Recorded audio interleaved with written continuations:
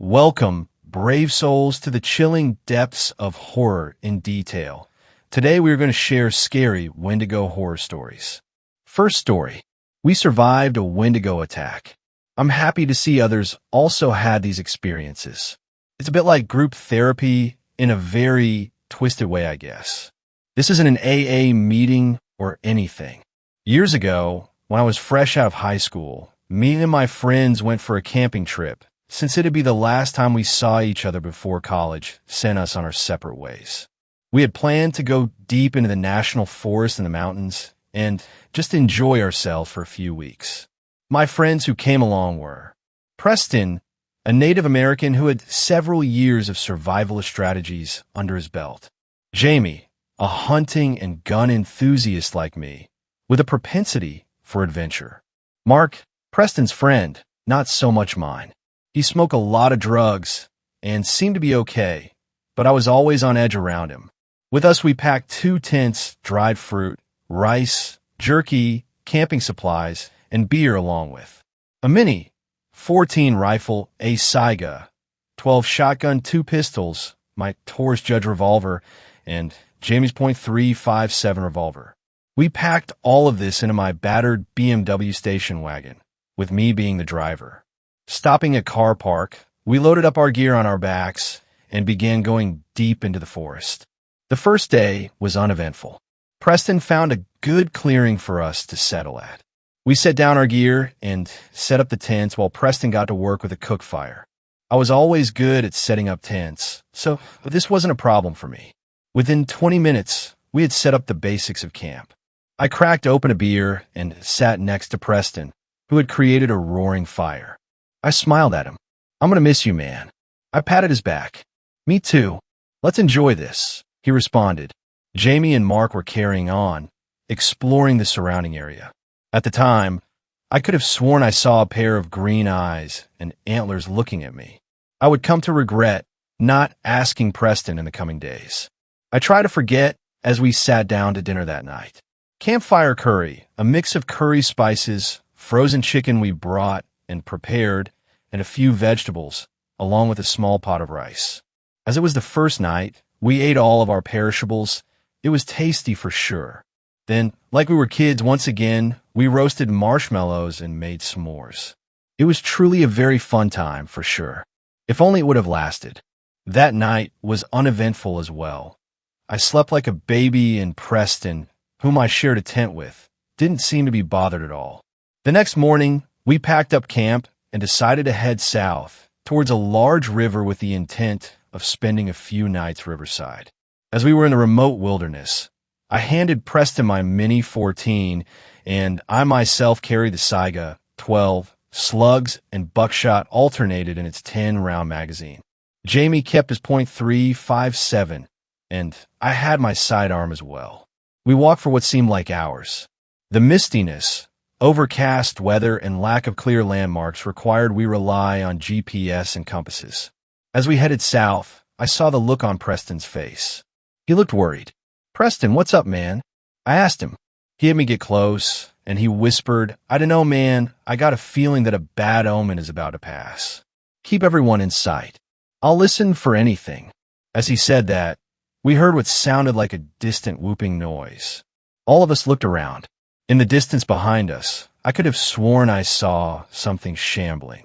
It was too far to shoot with my shotgun, so I pointed at it and told Preston to shoot. "Shoot that thing." 3 shots from a Mini 14, and the smell of freshly fired ammunition filled my nostrils.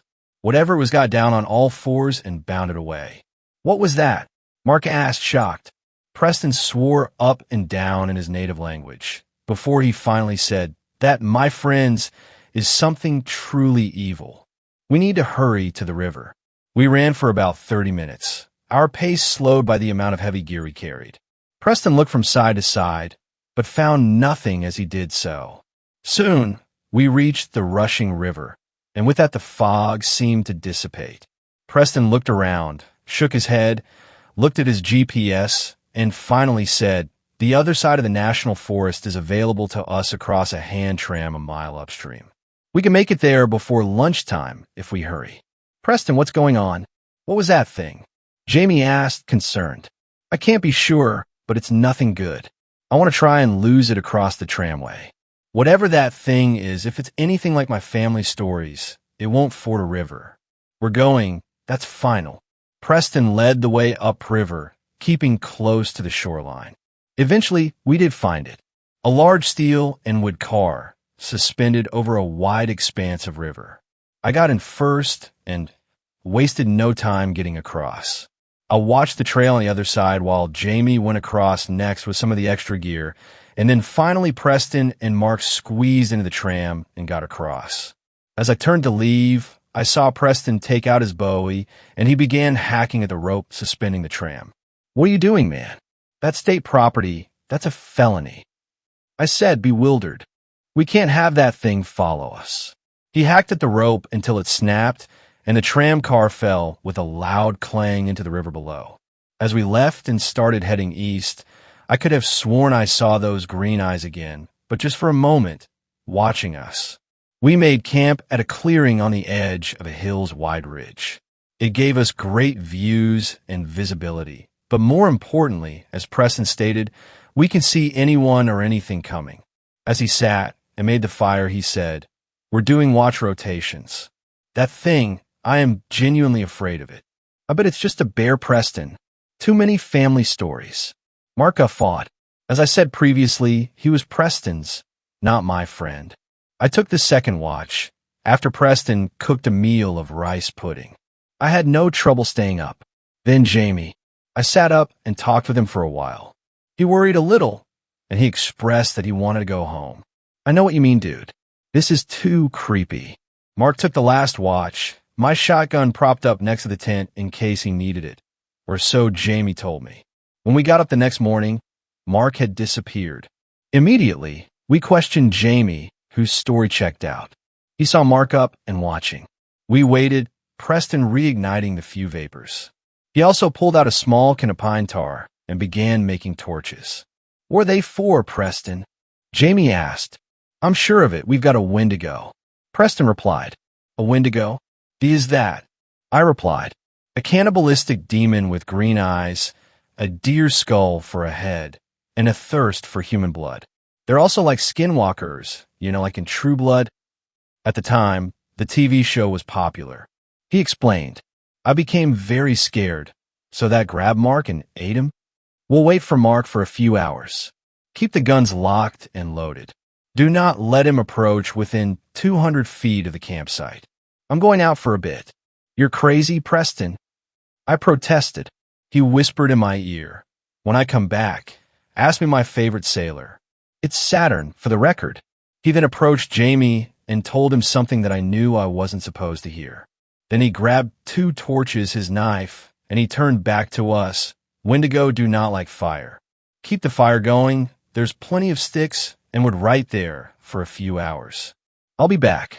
Do not forget what I told each of you. If I can't answer it when I come back, shoot me. As he disappeared into the forest, I sat with Jamie, back to back. He had my Saiga. I had my Mini 14. For hours, we heard various sounds in the forest, including those whooping noises, the sound of what sounded like Mark, and what I thought was the sound of a distantly beating drum. By afternoon, we heard rustling in the forest, and none other than Preston returned, dirt smeared on his face, and a makeshift drum under his arm, with 1 torch left. He stopped short of the campsite when I raised my gun at him. What's this about, guys? It's me, Preston, he said. What is your favorite Final Fantasy protagonist? Jamie asked. Squall, of course. Jamie lowered his gun. What is your favorite sailor? I asked slowly and deliberately. Saturn, of course. I suppose this means Mark is still missing, yes? He responded. I lowered my gun and said, Come on up, dude. And yeah, we heard whooping noises, but no sign. Preston averted his gaze. It's hunting us. I confirmed the tracks, and my little serenade in tribal chants caused it to at one point come and look at me. How did you get away? I asked. I chased it with fire. They're afraid of it. Remember, he responded. Do guns harm them? I asked slowly. It can injure them, but you really need fire or silver. We only have fire, as usual. We're going to burn one of the tents and drop some gear. We're going light. We're heading to the highway. It's 35 miles to the east, but we can get there over 2 days. But we'll need to double our night rotations. And if you see anything that looks like Mark, he's dead, guys. I'm sure of it. Preston responded. I was very afraid at this point. The sinking feeling that my idea could have gotten everyone killed. I took charge. We will do 15 miles today and 20 tomorrow. We will hitch a ride back to the car. We'll burn our trash as we move. We'll burn the tent tomorrow morning. Let's go now. We hastily packed what we could carry and burned much of our non-essentials. We hurried throughout the afternoon and early evening, running when we could and walking as quickly as we could. The whooping call continued to seem to follow us at a distance. I didn't, however, see antlers or green eyes when I looked back. Eventually, we found a clearing that was decently sized, had good visibility, and sticks. We hastily gathered firewood, all staying as a group, and we pitched camp. That dinner was cold jerky and dried fruit. Preston was unwilling to attract attention from smells, but he did create several pine tar torches and set them at the outskirts. We didn't say a word, but me and Preston took the first watch. Then Jamie and Preston, then me and Jamie. This continued every 2 hours until the daytime. As day broke, we heard screaming. Mark's voice came from the woods, crying for help. Preston shook his head. It got him. We can't do anything about it. We burned that tent and continued traveling throughout the day. I could see it today, though. It didn't bother to hide itself by noon. The Wendigo was about 7 feet tall. Its limbs were blackened, 2 glowing green eyes set into a deer skull with antlers. Soft whooping noises. It kept its distance. I pulled my revolver and aimed at it about 250 feet away. Firing, I hit it in the chest. It barely flinched. The thing turned and stared at me. Preston began to shout at it aggressively in his native language. It stopped, tilted its head, and then responded to him. I asked him, "What the hell did he say to you?" I asked him what he did with Mark. He responded, "Who's that?" Preston then grabbed my Mini 14 and fired repeatedly at him. This abomination seemed to get annoyed. I followed up with a well-placed slug to the chest for my Saiga. It howled in pain and dashed away into the woods. We better run, I think, I remarked to the group. We ran for a good 20 minutes when suddenly, in a clearing ahead of us, was a human silhouette. Naked, filthy. Guys, it's me. You gotta take me back. I escaped that thing and have been running from it for the last day. It was Mark. I pointed my Saiga at Mark. What happened to your clothes, Mark? Yeah, and if you're Mark, tell us the name of the school we went to. Preston said. He pointed the rifle at his head. Come on, guys, don't play around. It's me. I'm cold. I'm hungry and I want to go home, he protested. Jamie shoot him in the leg with his revolver. Mark screamed in pain. Unless you want the next to be your head, answer the questions. Jamie shouted. That's when Mark's head snapped to Jamie in a grossly unnatural fashion. I was paralyzed by fear as it appeared as if Mark was contorting and screaming in unnatural tones. I fired repeatedly, all remaining shells in the magazine. It just seemed to shred the upper skin. Putting that on my back, I remembered Wendigos hate fire. I grabbed my lighter and a can of bug spray, and I dashed at the thing that was once Mark, spraying it with the fire from my makeshift flamethrower. As I burned it, Preston laid down 2 entire magazines into it and then dumped the rest of his pine tar on it, and Jamie emptied his revolver. When it finally stopped screaming and moving, we were left with a mutilated and charred corpse. Half Mark, half Wendigo. We all threw up. Preston began to butcher its corpse and said, I've got to destroy the corpse. It's only right that I do this. For an hour, Preston burned and cut up the corpse, then cut the heart out. He put it in a plastic bag and then shoved it into his jacket. It took us another few hours to reach the highway. Preston sat and began to cry on the sidewalk as Jamie kept a hitchhiker thumb out. I sat next to him and asked, What are you going to do with the heart? I have to take it to the reservation. There, my elders have to know these things are still out there, and we need to protect those from these monsters. He clenched his fist, I'll wipe them out by myself if I have to. For Mark, by evening, a sympathetic farmer stopped and let us ride his bed into town. From there I paid for a cheap motel room, where we breathed a few sighs of relief. The next day, we returned to my car. Thankfully, it started and we left the area around the forest easily. I didn't talk to Preston for several weeks after that. He eventually showed up at my house during the summer and asked my father if he could stay the night. At the time, I still was living at home. My dad obliged. Preston told me that the elders were shocked and told him that they'd amass a party and take care of it. They came back with the skull of 2 wendigos and 6 hearts. They also found scraps of Mark's t-shirt, surrounded by a pile of decaying gore. To this day, Preston, Jamie, and me have had a pact to never tell anyone about the horror we witnessed. I only break this pact now, years later, and because we can safely say that this is behind us for the present. My advice, if you hear whooping noises and see green eyes and antlers, run or fight it with fire. Guns can cause it pain, but only fire or silver can kill it. I pray that the abominations are wiped out one day, but I know in my heart that won't happen. Second story, I stood face to face with a Wendigo when I was 7. On mobile, so I'm sorry for the formatting. This happened when I was 7 years old. I'm sharing because my older brother reminded me of it, now that I'm 24, and now I can't get out of my head. This was very traumatic for me, because after this event, a bunch of other things started to happen. This is how it started.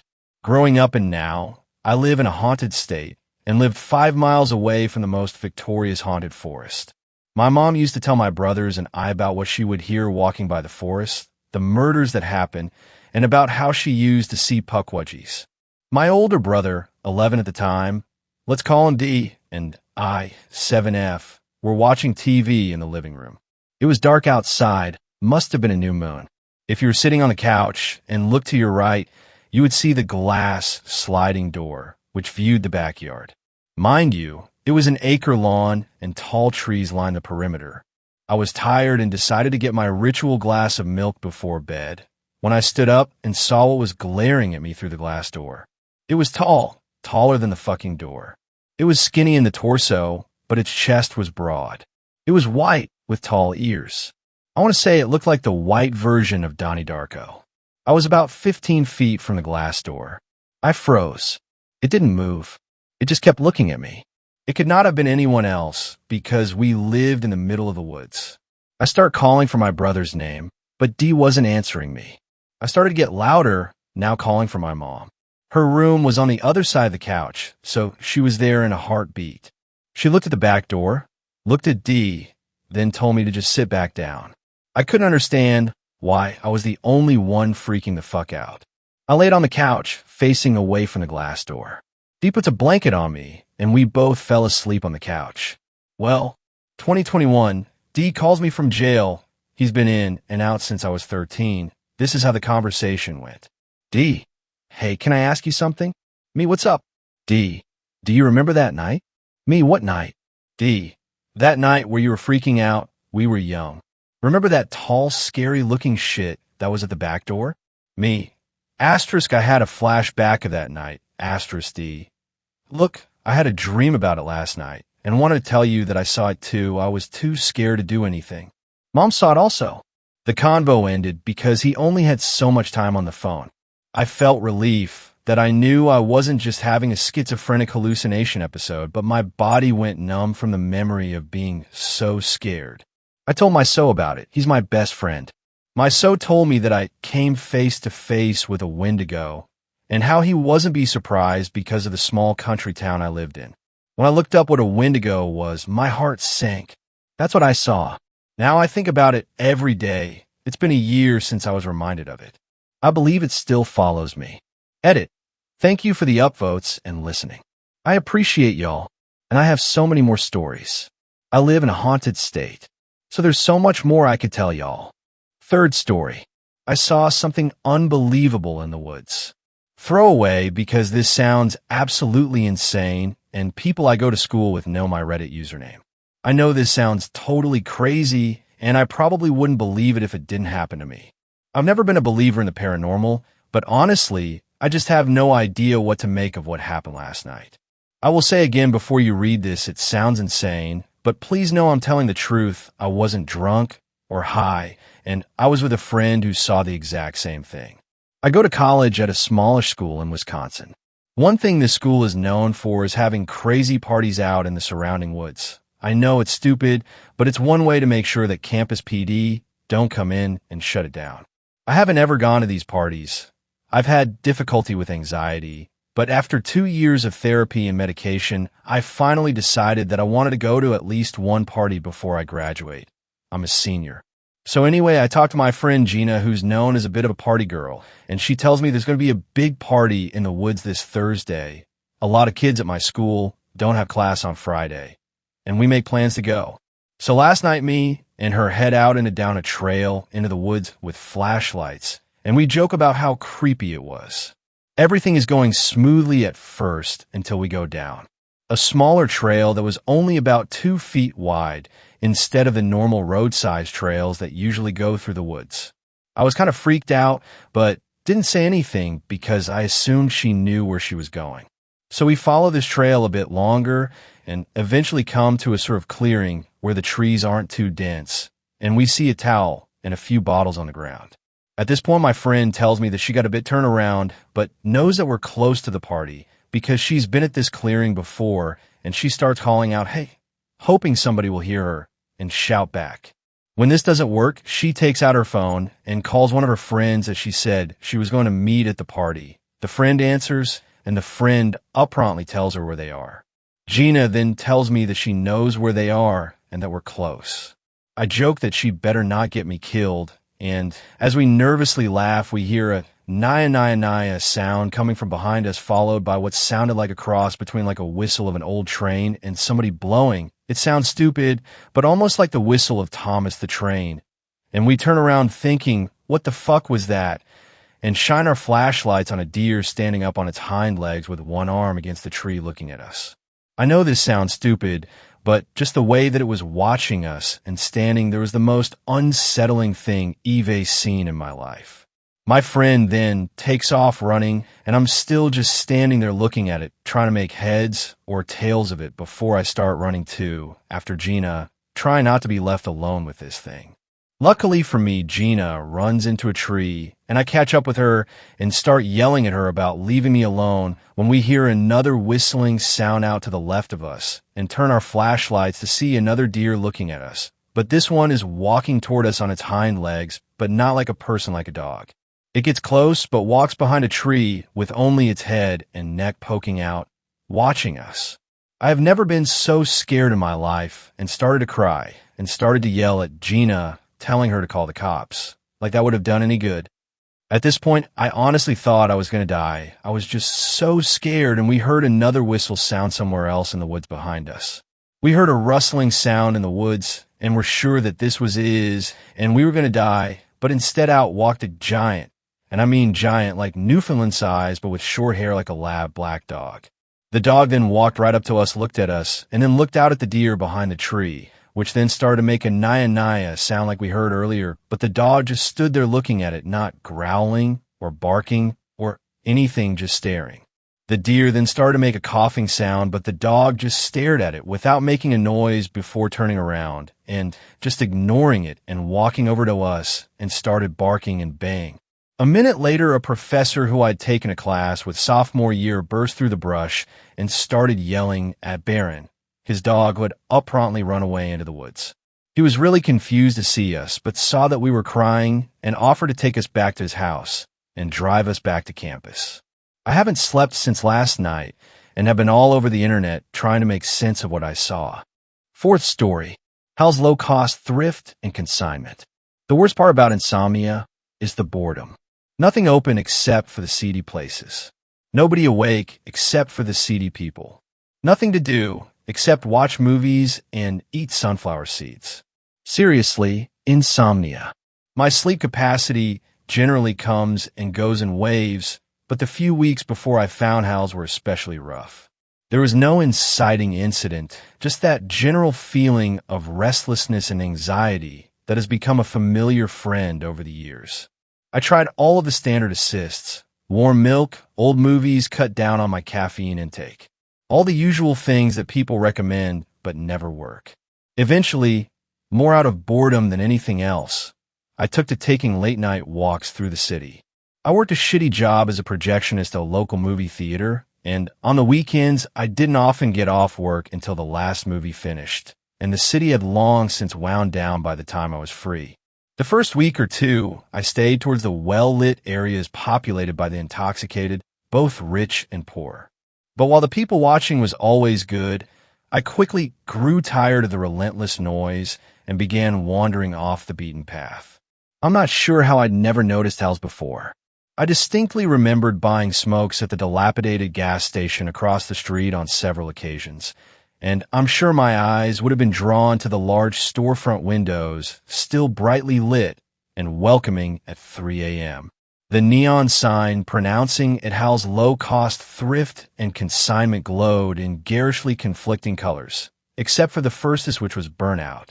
Of course, I would come to realize that there were very good reasons I had never seen it before, but that first night, I wondered if maybe I was hallucinating from sleep deprivation.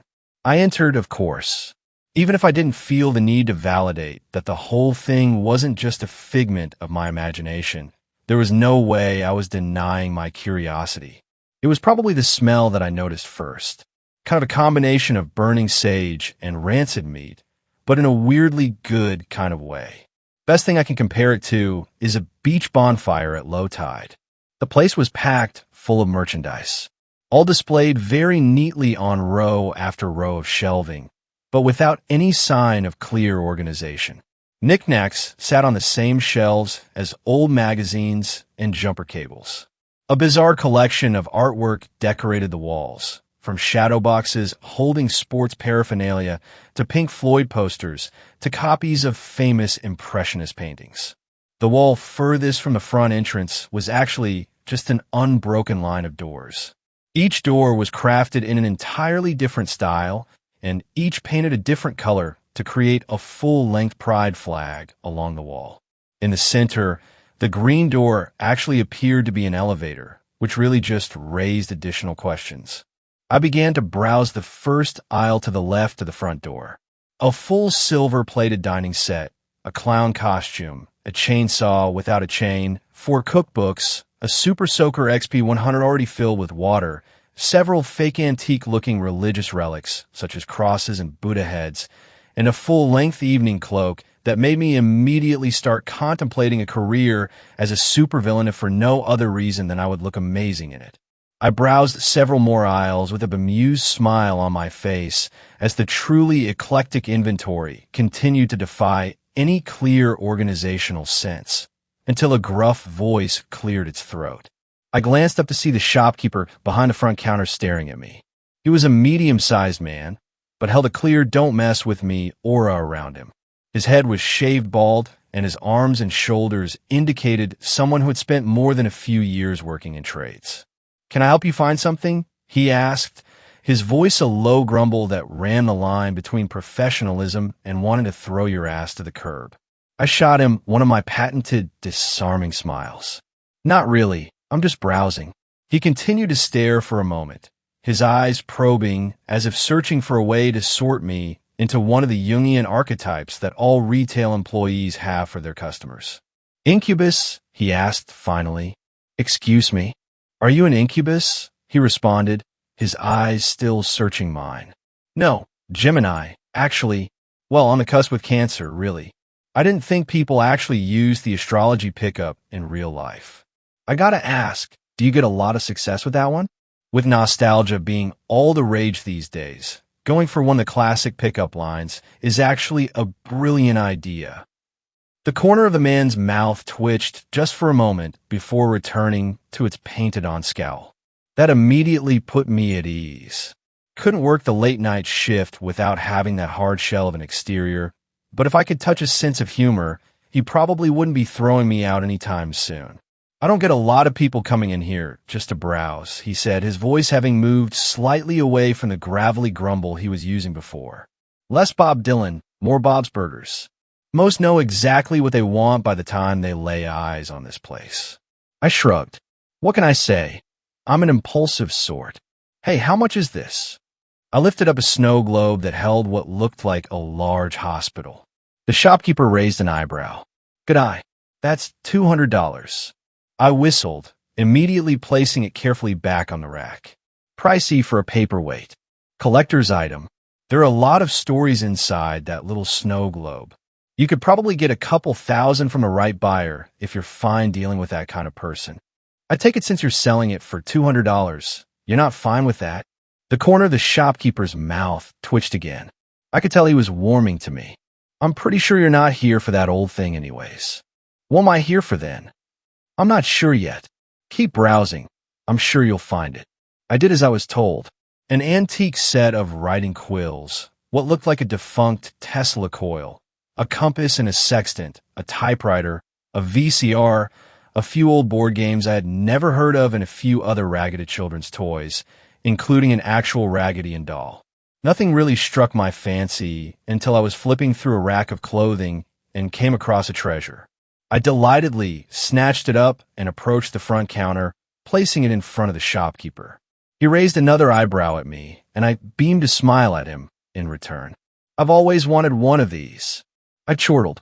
The shopkeep shook his head and pressed a few buttons on the archaic register. Not Faye then. Never met a Faye with a decent sense of humor. For the white t-shirt with "I'm with stupid" written on it, that'll be $1.53. I fished a handful of coins out of my pocket and counted out exact change. He took it and sorted the money into the correct slots. He looked back up at me and shook his head. This has got to be the dumbest sale I've made this year. I'm not even sure why that was on the rack. Hey, I'm not complaining, I said, pulling the new purchase over the shirt I was already wearing. Did you just open? I walk by this area pretty often, and I'm sure I've never seen you here before. The man's smile came out fully into the open. Yes and no. We've been in business for a long time, but I guess you could say we're new to the area. Well, I hope you stick around for a while, Hal, I said, nodding with feigned understanding as I extended my hand. You've got a bunch of weird shit in here, and there aren't many other places for me to go shopping at this time of night. Butch, the shopkeeper replied, shaking my outstretched hand. Excuse me. My name's Butch, not Hal. What the hell would the owner be doing working the front counter at 3 a.m.? I threw my head back and laughed. I stand corrected. Butch grinned. So not an incubus, not a fae, not a vamp. What the hell are you doing in my shop? I raised an eyebrow. Buying vintage clothing, apparently. No, seriously, what's your deal? Shapeshifter? Wendigo? Cannibal? Dude, I've worked enough retail to know all about the normal customer archetypes, but I think you've lost me on these. Is a shapeshifter one of those shoplifters who keeps showing up in different clothes like they're actually fooling anyone? Butch looked at me in perplexity, but a little bell rang announcing the arrival of another customer before he could continue his line of questioning. We both glanced towards the door instinctually, and I suddenly also began wondering what the hell I was doing in this store. The woman who had just entered was tall, disturbingly tall. At least that was my first impression. I soon realized, though, that she wasn't actually tall. She was just floating a solid 2 feet off the ground. She wore a long, pale white and semi-transparent dress that fell clearly past her feet and dragged gently on the floor. A white veil was pinned to her unkempt mane of dark hair and spread across her face. That veil did nothing to disguise the bloodshot and sorrowful eyes, the broken nose, nor the mouth that hung open to the center of her chest, leaving a large black void from her cracked and broken top teeth to well past her neck. I recoiled in horror, slipping and falling directly onto my ass before scooting myself back until my back hit a rack of shelves and a hairy, taxidermied hand fell onto my lap. I held it up in preparation to do battle, should I need to. The specter, however, paid me absolutely no mind. She merely glided down one of the aisles, raised her hand to delicately select something off a shelf, and then floated back up to Butch's counter. Evening, Maeve. Just the usual, Butch asked casually. The woman's cavernous mouth seemed to open wider, and a reverberating moan began to vibrate my soul. It wasn't loud, but it suddenly reminded me of the sound I heard my mother make over my grandfather's deathbed when I was 9 years old. All right, gorgeous, it's 4:50. The woman in white reached out a hand limply and dropped a handful of crumpled bills on the counter. She then turned and slowly glided out of the door. My shaking hands continued to point the furry limb at her long, past the point she was out of sight. Throat lozenges, stated Butch. I swept the leg to point at him, my heart still racing and my eyes wide. Butch seemed unconcerned. Maeve comes in every night for a pack. Her work leaves her throat pretty sore. I'm not sure if they do much good, but it's always the regulars who keep a business afloat. I was a banshee. I almost screamed. Butch's eyebrows raised as though impressed. Wow, he said. I'm impressed. Most humans wouldn't recognize one on sight. Hey, could you stop pointing that thing at me?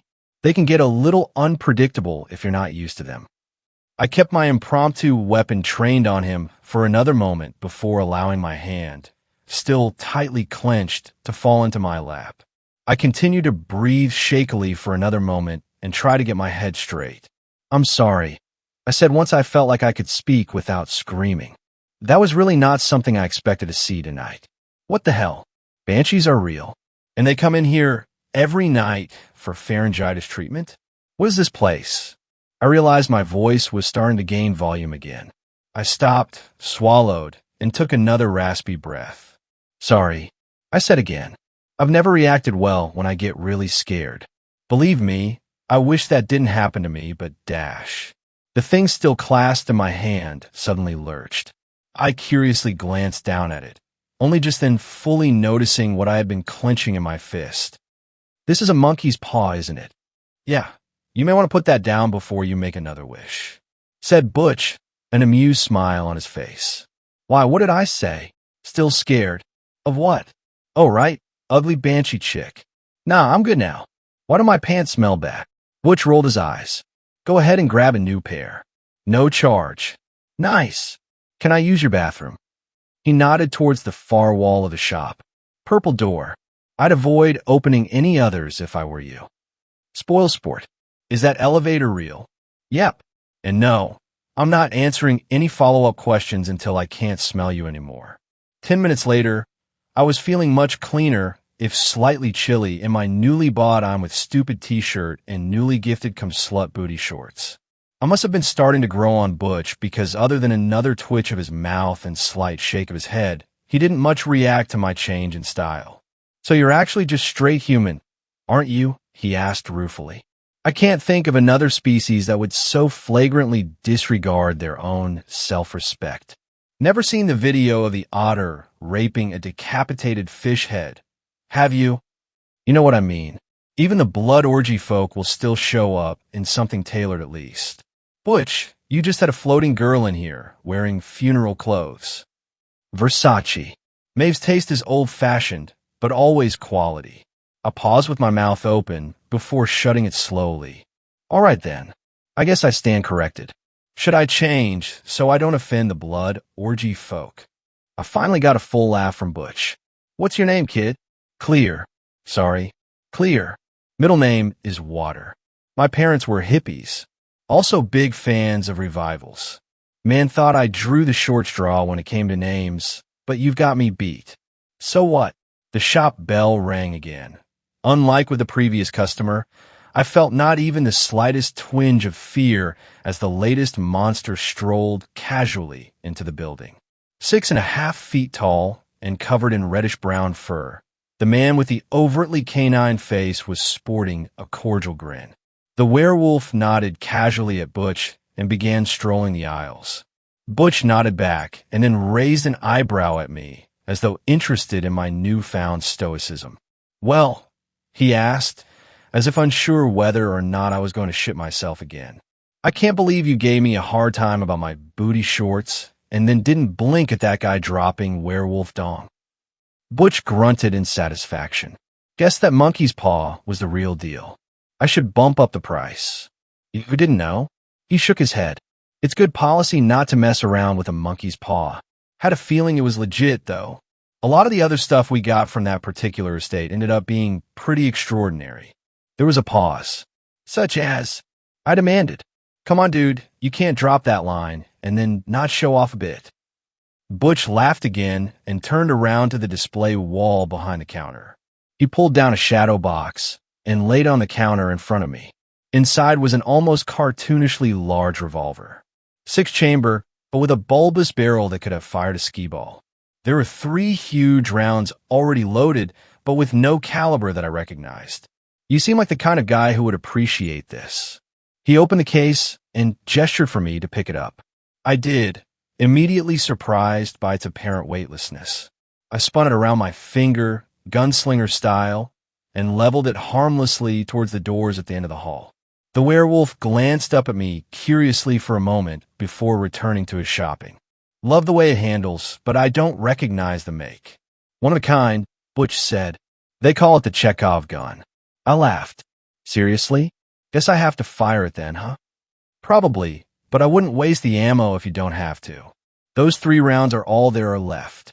"How very hackneyed," I said, examining one of the rounds. "These things seem a bit unnecessary, unless you're hunting kaiju." "What are they?" "I've just taken to calling them MacGuffins.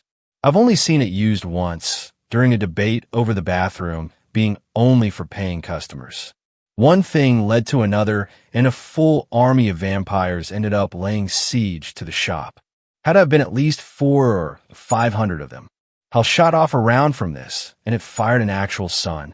Gave me second-degree burns on every exposed inch of skin, but it fried every last one of those. "Wait, it shoots a sun?" I asked incredulously, cautiously setting the gun back on the counter.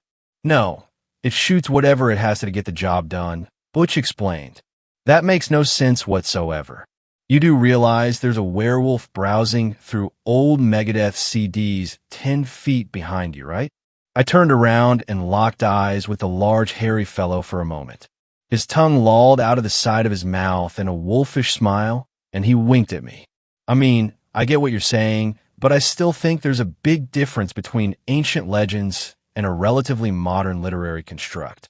Butch opened his mouth to respond, but at that moment the door slammed open with enough force to cause the lights to flicker. I glanced over my shoulder at the darkened doorway, noticing Butch's hand move to rest lightly on the Chekhov gun on the counter.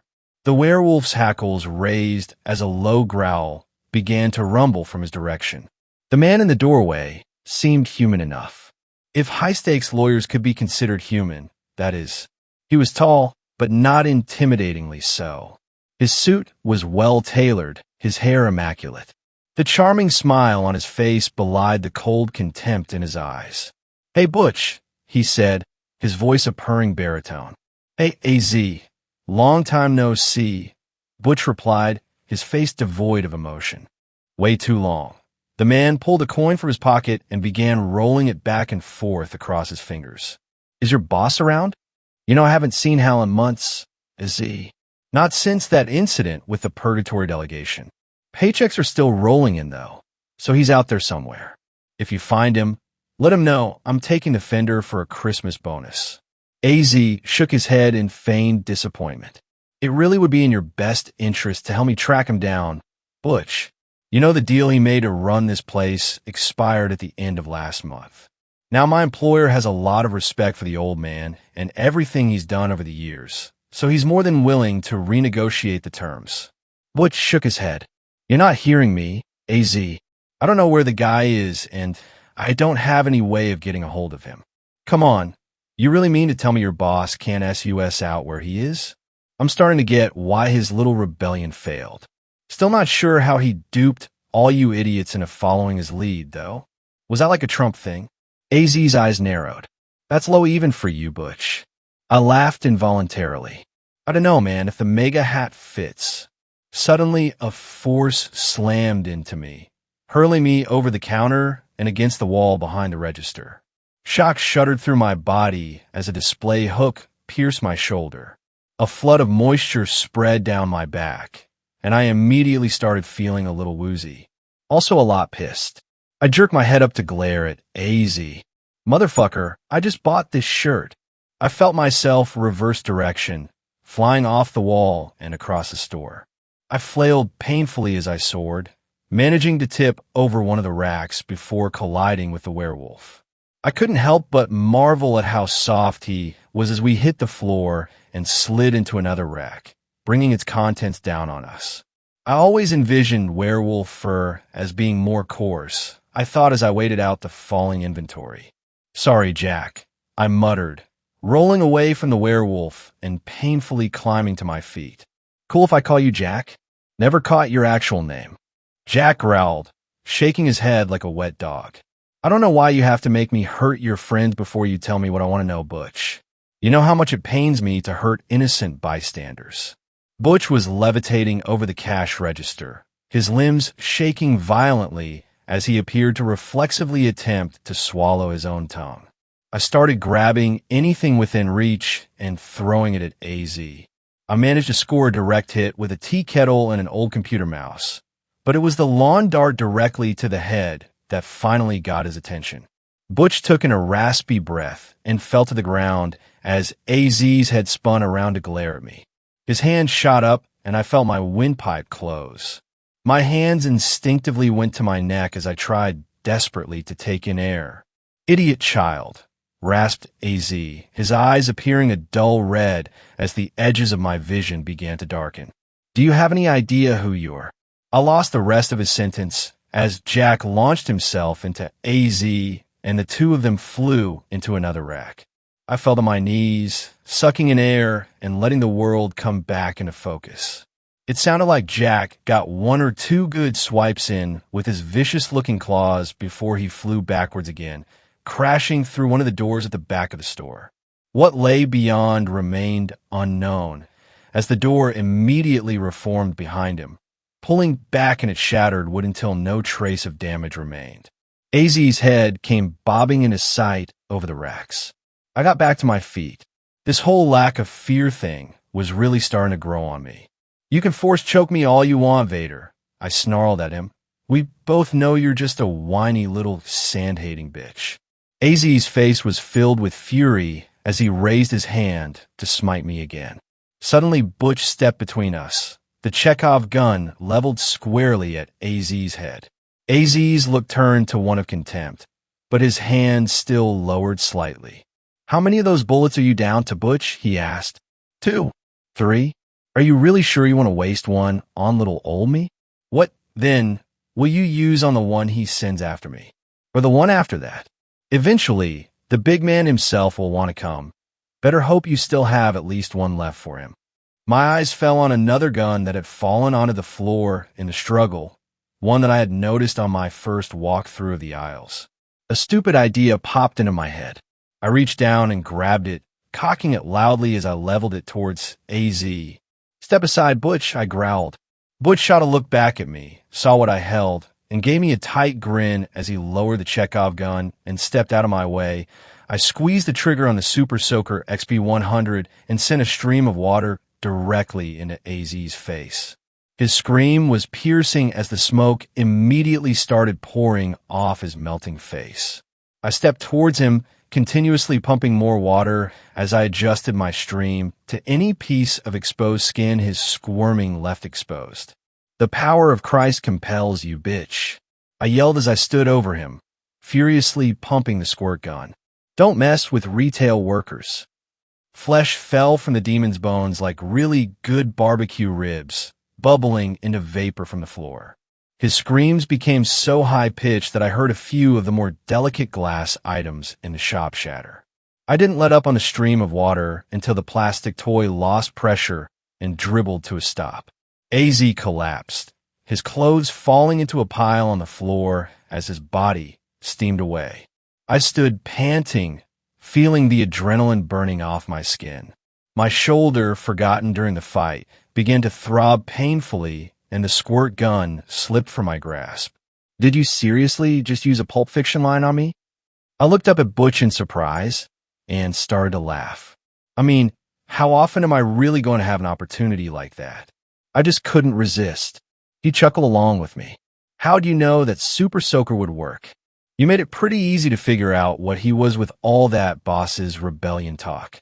And I thought with the kind of shit you have in here, There was a pretty decent chance that thing was filled with holy water. Anyway, if it wasn't, I knew you'd probably just look at me like I was an idiot and shoot him with the Chekhov gun instead. So, what the hell? He chuckled again and walked over to me to examine my shoulder. How's it look? I asked through gritted teeth. I mean, you're going to need stitches probably, but I don't think you're going to bleed out anytime soon. I nodded, then glanced over at the back of the shop towards the door Jack had disappeared through. Is he going to be all right? I asked. Jack? He replied. Yeah, he'll be fine. He's a pretty solid guy, has friends everywhere. I'm sure someone over there will put him up until he finds his way back. Holy shit, his name really is Jack? I thought I was just being clever. Nobody knows his real name, actually. He doesn't talk much. But most people end up landing on that joke eventually, so it's kind of just stuck. Ow, my self-esteem. I deadpanned. What's over there? Over where? You said someone over there will put him up. What's over there? Oh, that door leads to the back rooms. It opens up somewhere different every time, so you usually have to find another way back if you go through it. I nodded, not really understanding, but increasingly distracted by the radiating pain in my shoulder. Well, let me know next time you see him. I think I owe that guy a beer. Next question. Where's the nearest hospital? He grinned. Come on, I'll patch you up. Gotten pretty good at it over the years, working this job. Only lost a couple dozen patients. I nodded and followed as he led to another door behind the cash register. He stopped with his hand on the knob. Oh, and remember how I was trying to figure out why you ended up finding this place? I think I figured it out. Want a job? I looked at him. I thought about the banshee and the monkey's paw and the werewolf and the demon. Then I thought about the long series of dead-end, boring jobs I'd had up until this point. Do you have a dental plan? My third week working a house found me shoveling harpy shit. The filthy birds used their horrifically scarred, twisted, and just generally unattractive human heads to hurl insults at me as the sweat dripped down my face.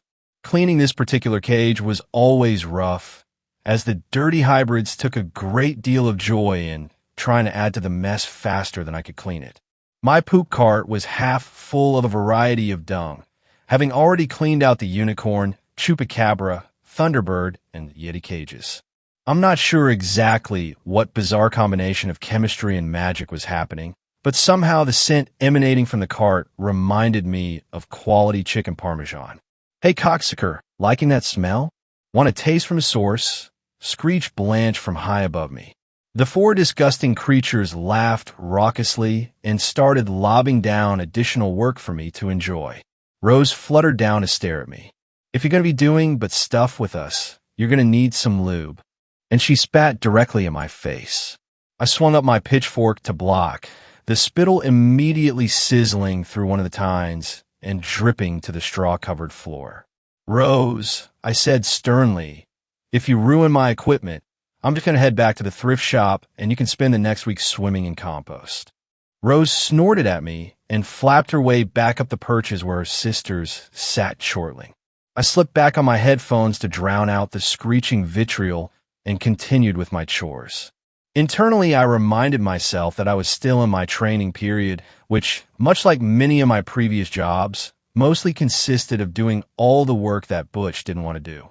Still, though, I thought as I used the remaining part of the pitchfork to lift another load of rancid harpy shit. This was better than working at Denny's. Despite the intrinsically unpleasant nature of the cleanup, I genuinely enjoyed spending time in the menagerie.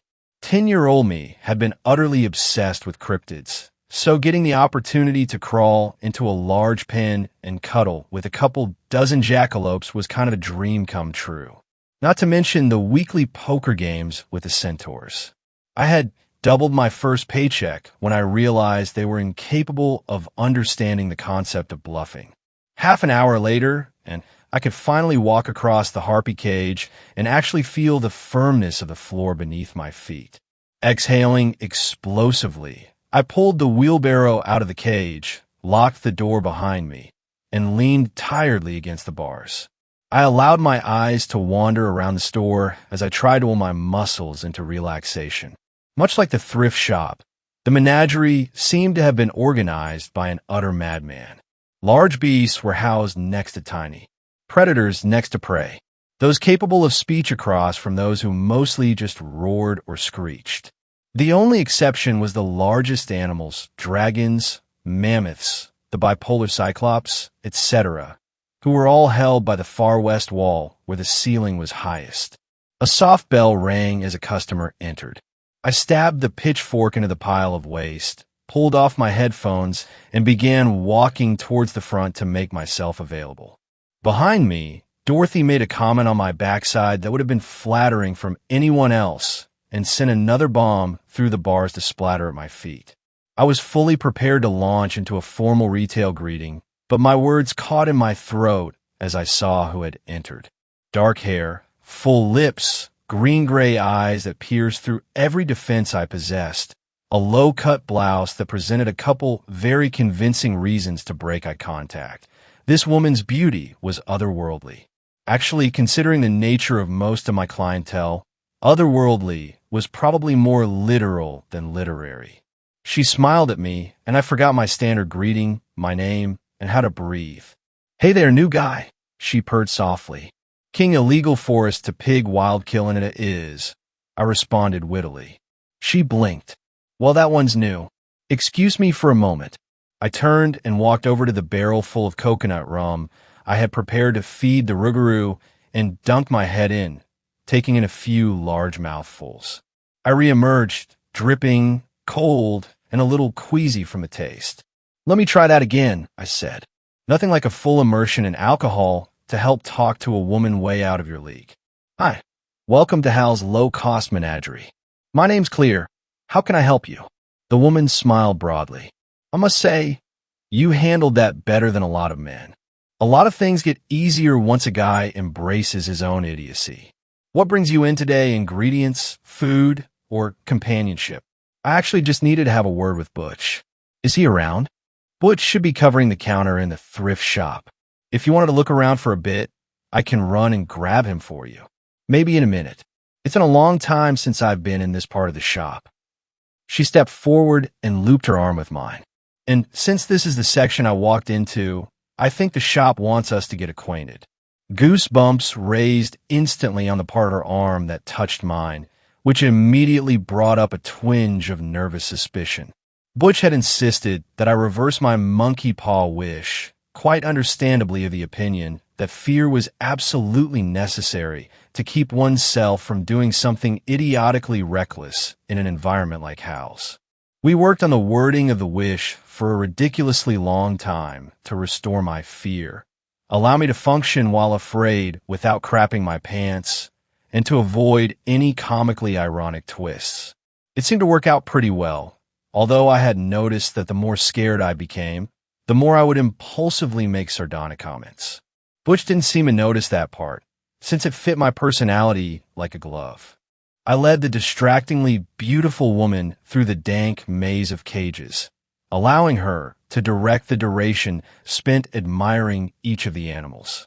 She had obviously been around the mythical block a few times, since she barely seemed impressed by some of the more commonplace residents like the chimeras and the Jersey Devils. She hurried past the harpy cages as the four of them immediately began to harmonize in a repetitive chant of horror. But she did fall instantly in love with the three-headed quokkas. Brushing off my warnings, I had seen a few of the more mature ones let out small belches of fire. She released my arm and climbed directly into the pen with them, laying down and allowing them to curiously climb over her while she laughed delightedly. "Oh, I love these," she exclaimed. "What are they?" "They were just discovered a couple weeks ago. We decided to call them Chalames." "Chalames?" "Yeah, because they're cute, but also kind of off-putting." She laughed again as one of them began to shimmy its body down the front of her blouse. I sternly told myself that it was ridiculous to be jealous of a rodent. The woman rose gracefully back to her feet, the Chalamet still nestled comfortably between her breasts. Two of its heads were sticking out of the top of her shirt, looking around gleefully. The third seemed to have fallen asleep against the swell of her cleavage. "Lucky jerk. I guess I've been chosen," she declared, climbing carefully out of the pen. "This little guy's coming home with me." The pets picked the owners, I agreed. We can get you checked out in the thrift shop if you still needed to talk to Butch, Ms. Babs. I was incredibly confused for a moment, because the voice that spoke her name was not the dulcet music she had used before, but rather masculine and gruff and gravelly. Also, it seemed to be coming from behind me. Butch was standing next to the Kelpie stalls. His customary scowl had descended into a disgusted grimace. Babs gave him a smile that would have lit up a cemetery, but Butch didn't soften so much as a werewolf's hair. I thought we agreed that it would be best if you stayed away from the shop, Butch said, his voice dangerous. I thought that was more of a suggestion. Babs entreated. I didn't think you had actually trespassed me. That suggestion was based off the assumption that you didn't want to see me any more than I wanted to see you. Butch, come on, don't be like that. It's been, 50 years since the last time we saw each other? Think for a minute. Would I stay away that long only to show up now if it wasn't important? Why do you have a Chalamet between your tits? Babs crossed her hands across her chest protectively. Even someone like me needs an emotional support animal. Butch, get a harpy then. You'd have more in common. I knew it was you who got them to call me that. I started laughing uncontrollably. Butch and Babs paused their fighting to stare at me. Butch, you absolute rascal. I chortled. You never told me you used to be married. It's not often that you get to witness an actual miracle, so I made sure to relish every second that I was able to see Butch blush. Babs suddenly became very occupied, scratching a basilisk behind its ear. My shit-eating grin stayed on my face as I forced a big hug on Butch. Man, she's way too hot for you. What? Are you actually rich or something? Is this the part where I asked for a raise? Or hang on, was it a physical thing? Wait here, I'm gonna go get a ruler. Butch pulled away angrily. Clear. Is there any way I can convince you to just not be yourself right now? Not a chance, DeMarco. You know, I have a terminal case of not knowing when to shut up. So, I sat down on the wheelbarrow full of dung and leaned back comfortably, my stomach growling at the smell. How did you two meet? Also, Babs, does that mean you're single now? The look Butch gave me was disgusted. I returned it with an impish grin. You really have no concept of appropriate. Do you, Clear? We work in a second-hand shop. This is kind of what we do. Butch sighed and Babs tried unsuccessfully to suppress a smile. I think I like this one, Butch, she told him. Yeah, you would. Maybe you should just tell me why you're here, Butch said to her. I'm not sure if I have the energy to play around today. Well, that sounds familiar. Babs, come on. Babs' grin flickered and fell. Butch, Hal's been hiding out at my place for the last few months. He went missing yesterday. Butch's face didn't change, but he did fall silent. Babs seemed to be silently pleading with him to hear her out, and he was obviously considering it. Finally, he glanced over at me. Clear, I think we need a couple minutes. The BKs just got in with a new shipment. Will you go sign them in and restock, please? There were times to joke, and there were times to just leave people to their conversation. I had a hard time telling the difference sometimes, or most of the time, but I had learned that when Butch asked politely, it was probably for the best to just follow his lead. I nodded silently and made my way to the elevator at the back of the menagerie. In the elevator, I took a moment to consider the whole conversation I had just witnessed. Hal had been staying with Butch's ex-wife? That actually made a lot of sense. I knew Hal and Butch had been pretty famously tight, so the last place anyone would have expected Hal to go would be Butch's ex-wife. And what did that mean for Babs? Butch was one of the most formidable people I knew, but even he had spoken of Hal with a bit of awe. If Hal went to Babs for protection, God only knows what she must be capable of. Honestly, it probably meant she was exactly my type, i.e. a really bad idea. No, I wasn't really going to try to hook up with her, tempting though it may be, but she did strike me as someone who would play along with my attempts to get a rise out of Butch. I shook myself out of my thoughts and pressed the TC button on the panel. I felt this slowly becoming familiar lurch in my stomach. My hand instinctively reached out to brace myself against the wall as the tiny room began racing off to the left. That surprised the hell out of me the first time I'd ridden this thing. I had tried to figure out how any of it was possible at first, but pretty quickly decided I liked not having a migraine more. The elevator entered its cruising speed, so I placed my hand on the other wall to prepare for the equally jarring deceleration. While I waited, my eyes scanned down the button panel again. There were 6 of them. Well, 9 if you count the door open / door close / we're all gonna die buttons. Besides the TC where I was going and the M from where I'd just been, there were also buttons for FD, our fine dining restaurant, LH, our love hotel, and one actually managed to fit in Bozek, the blood orgy suite and event center. The final button was at the bottom, and it just said D. Butch hadn't told me what that one went to, just to never go down there unless Satan himself was on my tail. I had decided that it was prudent to take him at his word on that one. I felt my weight shift towards my bracing hand. I try not to think about how far I had traveled in the last 3 minutes. I hadn't stepped outside from the menagerie exit yet, but I knew the restaurant opened just outside Brussels, and that trip only took about a minute 30. The elevator ground to a halt, and the doors opened to the thrift store. No customers, fortunately. Butch had assured me that stealing from the place was impossible, but even in the supernatural realms, customers became pissy when they had to wait. The BKs were not customers, though, so they just had to put up with waiting. 4 of them stood next to the front counter, 3 boys and 1 girl.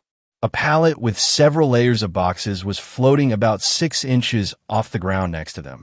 As usual, their faces were identical and expressionless. Their blonde hair was cut in the same early Beatles bowl cut. Their eyes were the same deep black voids. "About time, asshole," the tallest of them grumbled. It always amused me that despite their appearance, they always sounded like middle-aged teamsters. "Deepest apologies, my tallest," I intoned mournfully while dipping into a florid bow. Standing back up, I slipped back into my normal speech. "Seriously, though, I'm really not. I was watching Butch meet up with the ex he hasn't seen in 50 years. Believe me, totally worth it." The tallest snorted. "Babs is back, huh? That poor guy. She's had centuries of experience manipulating men like him." "Hey, I'm still new here." This was the first I'd heard of her. "You guys want to fill me in on some backstory?" The girl shook her head. "Not our business, kid. We deal in inventory, not gossip. Union rules. Nothing wrong with a little idle conversation, munchkin. Call me that again, and you'll lose a finger. I believe you, short stuff. Come on, I just want to know how large the pile of shit I'm standing in is." Another of the boys blew out a breath. "Look, we really don't pay much attention. She was here a lot, and then she wasn't. I know she worked for meth, so she spent most of her time down in the restaurant." I blinked in surprise. Didn't see that coming. Whatever, I'm pretty sure most of us have a past we're not so proud of. And working in the restaurant would make sense if she was on meth. The tallest spoke again. "Quit thinking like an idiot, Clear. METH, monsters for the ethical treatment of humans." Babs used to make sure the people they served down in the restaurant were treated humanely and that they didn't suffer unnecessarily during the slaughtering process. "Oh, nice." She struck me as the humanitarian sort. Any idea why they split? Butch's old assistant kept on jokingly flirting with her, so Butch killed him. "Oh, really?" "No, not really. Now will you please sign the damn paperwork, so we can get back to work." I grabbed the outstretched clipboard, signed my name at the bottom, and handed it back. The tallest tore off the receipt copy and handed it back to me. The 4 of them walked in lockstep out of the door as I turned to begin the unloading process.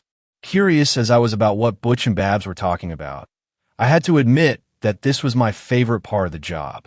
The paperwork identified this as estate sale procurements, which meant a 50-50 chance of it being junk or awesome. The BKs were good at picking out items of significance, but a well-loved children's toy or a serial killer's trophy collection had a tendency to set off that same bell in their heads. I was met with disappointment for the first 8 boxes. Well, mostly. I did find myself spending an inordinate amount of time studying a fascinating painting of what appeared to be a Soviet-era army marching across an ocean with the silhouette of the Golden Gate Bridge barely visible in the background. A pot of fish painted with the Soviet flag swam about the advancing army's feet. I decided to hang it behind the cash register so I could study it more in depth later. There was definitely something to it since it took every ounce of concentration to pull my eyes off of it. I struck gold on the 9th box where I found a translated copy of the Voynich manuscript, an unabridged version of the Egyptian Book of the Dead, 12 missing books of Homer, one of which was titled That Time Achilles and Odysseus Totally Boned, a strange red hat that smelled like sulfur-flavored ambergris and looked like it was perpetually coated with sand, and a small bow complete with arrow-filled quiver that all appear to be plated in gold. Pulling out one of the arrows, I noticed that they seemed to be quite intentionally phallic. I quickly double-checked everything in the box off the inventory list the BKs gave me and set it aside for butch set prices.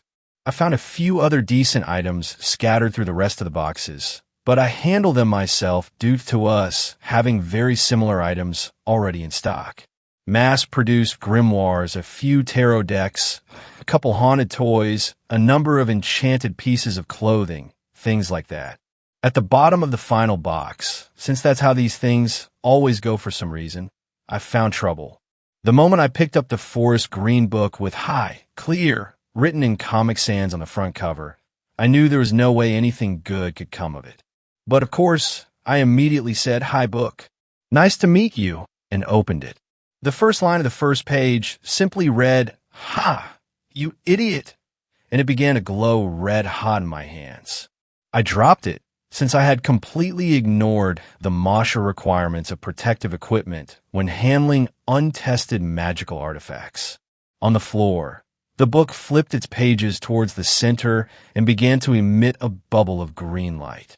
"Oh, God damn it," I yelled, and quickly ran behind the register to grab the canister of pure salt we kept under the counter for situations like this. I managed to get a circle drawn around the book just before the bubble burst and a giant, hideous, praying mantis-looking thing flew directly at me. It hit the barrier with a dull thud, looked down at the circle of salt, and hissed audibly. I let out an audible breath as my heart pounded away in my chest.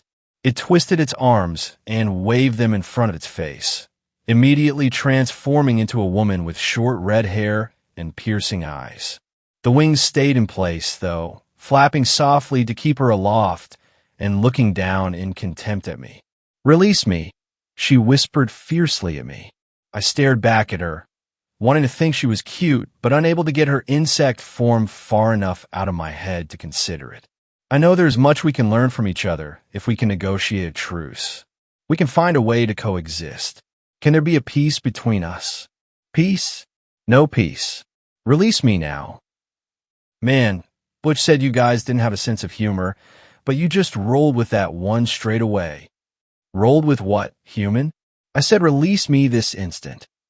Wait, you mean those scriptwriters actually came up with realistic dialogue for that scene?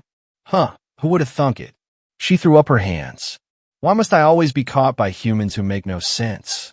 I think that might say more about you than me, sweetie. I smiled at him. I was born ready. It was pretty satisfying that I even got Jack to let out an exasperated groan with that one. All right, babe. What do you think? Can you bring hell back to us? The fairy's eyes went distant. No, he has been shielded against interference by fairy magic. I don't know how, but I cannot touch him. Well, shit. How about information? Can you tell us anything about him?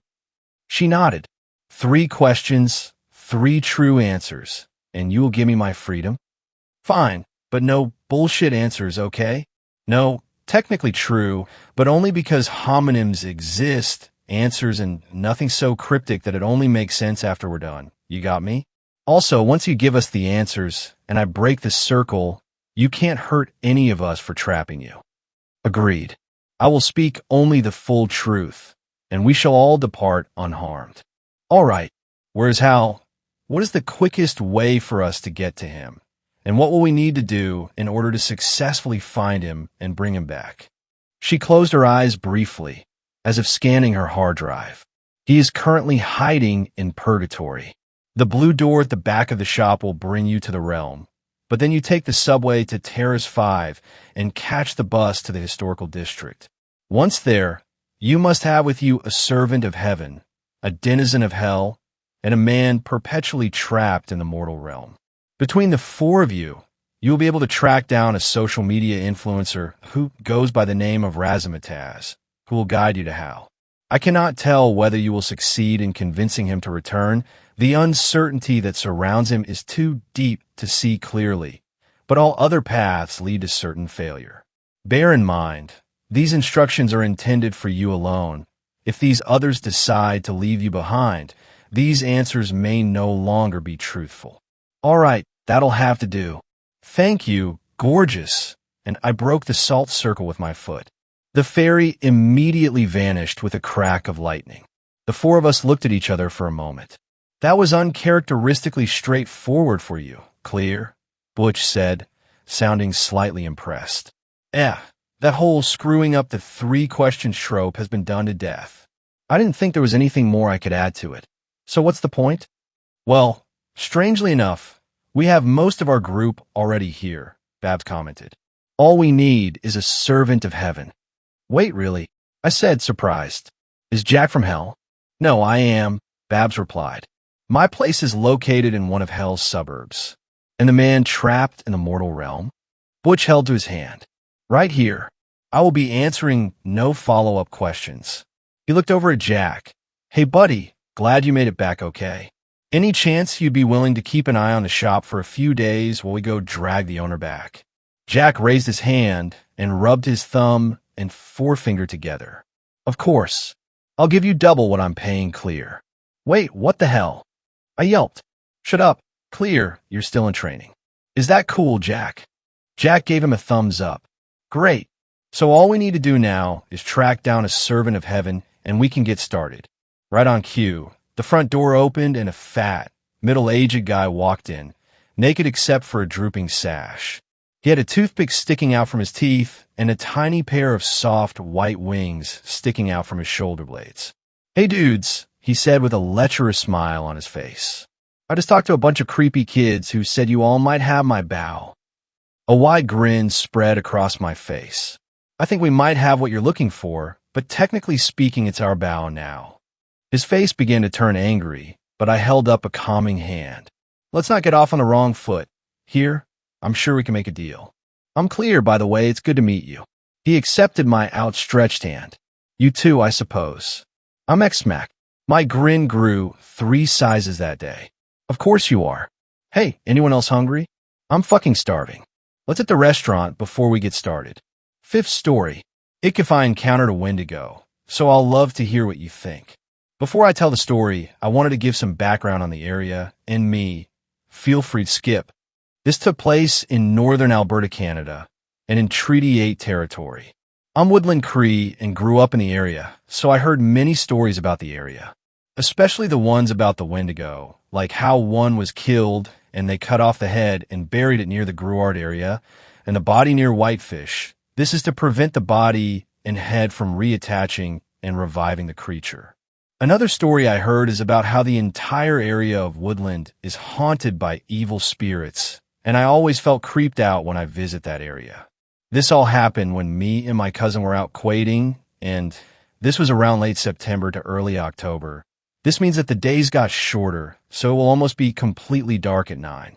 This was at Gruard, where the head was supposedly buried nearby. We started at, I believe, 6 p.m. This was the first time we hung out in person since the pandemic started. We stayed out till 9 or 10, so it was completely dark out, but we were going through the fields where we pretty much grew up playing in, going through the reserve, seeing the house where we spent so many good memories at.